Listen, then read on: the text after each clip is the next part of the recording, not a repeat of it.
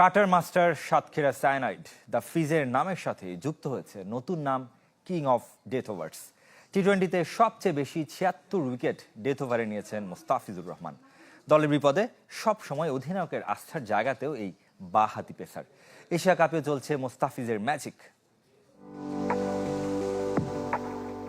খুব কম কথা বলেন, মাঠেও কারো সাথে আলাপ করতে দেখা যায় না। আজকাল উদযাপনটাও কমিয়ে দিয়েছেন, কিন্তু দলের একের পর এক সাফল্যের নেপথ্যের কারিগর হয়ে থাকছেন মোস্তাফিজুর রহমান, বাংলাদেশের ক্রিকেটের আনসাং হিরো।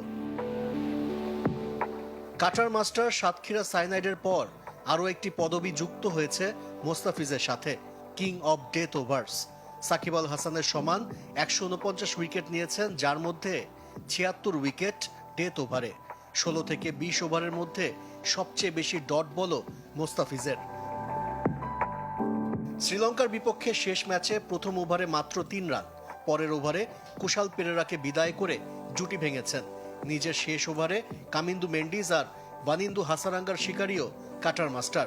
দল যখনই বিপদে পড়ে তখনই ত্রাতা মোস্তাফিজ।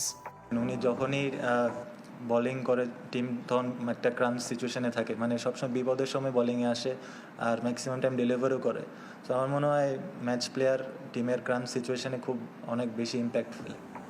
মোস্তাফিজুর রহমান একাদশে মানে বাংলাদেশের উৎসব। অন্তত ২০২৫ সালটা এভাবেই কেটেছে।